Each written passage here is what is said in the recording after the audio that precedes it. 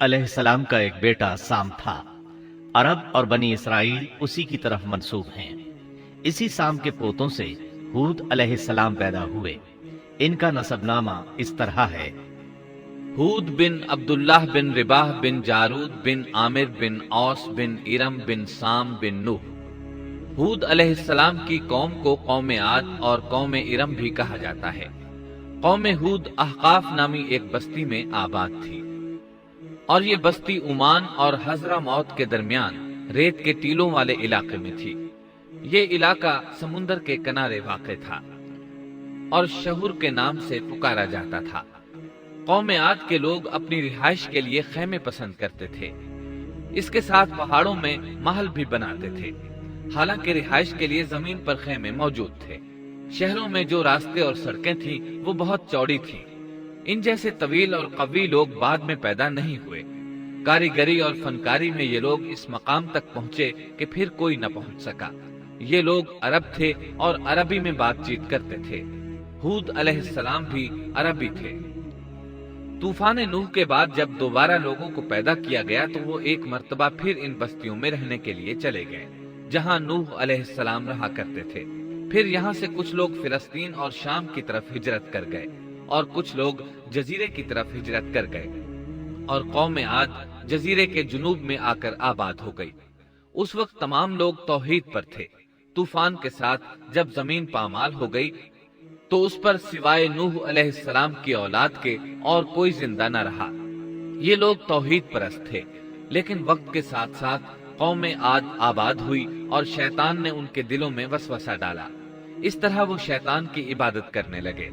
चुनाचे कौम नूह के बाद सबसे पहले जिस कौम ने बुत परस्ती इख्तियार की वो कौम आद थी। इस कौम को अल्लाह ताला ने बहुत डील डॉल दिया था। वो बहुत ताकतवर कौम थी, जिस्म बहुत मजबूत और ठोस थे, कद बहुत लंबे थे। ऐ मेरी कौम, अल्लाह ने तुम्हें बड़ी कुव्वत से नवाजा है। तुम्हारी ताकत का आलम यह है कि जब तुम किसी पर हाथ डालते हो तो जुल्म करते हो।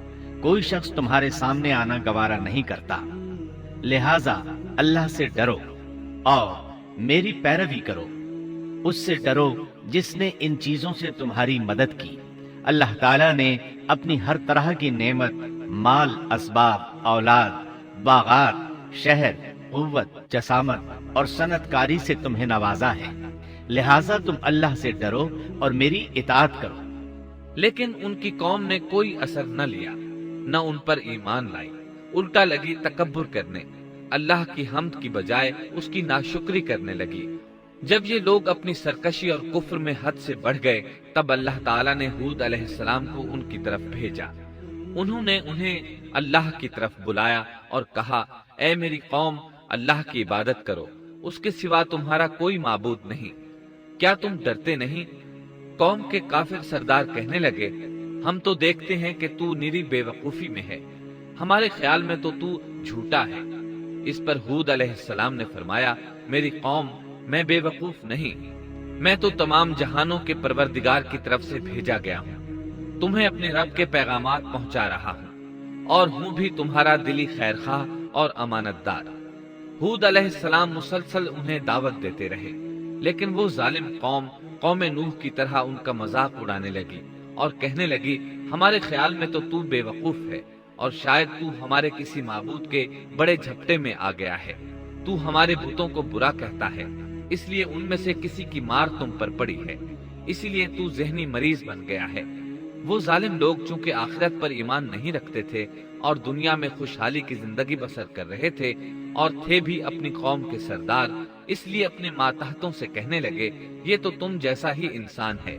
वही कुछ खाता है जो तुम खाते हो और पीता भी वही कुछ है जो तुम पीते हो।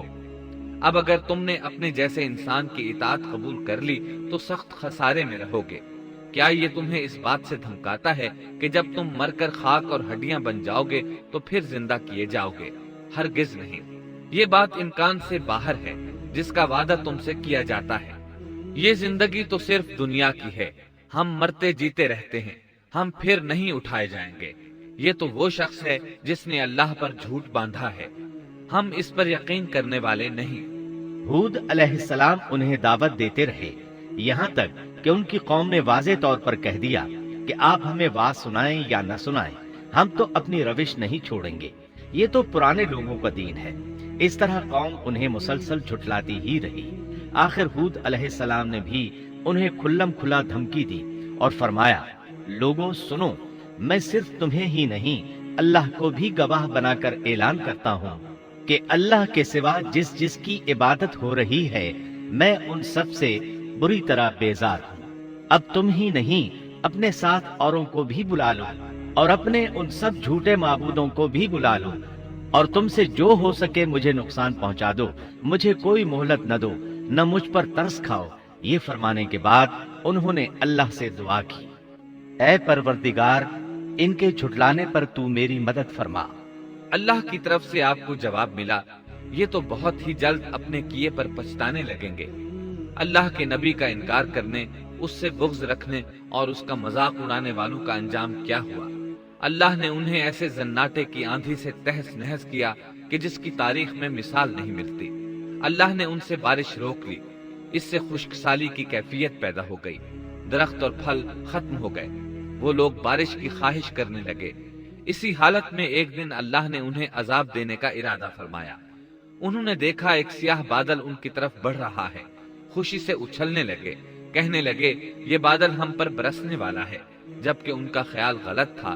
दरअसल अब्र की सूरत में ये वो कहरे इलाही था जिसके आने की वो जल्दी मचा रहे थे।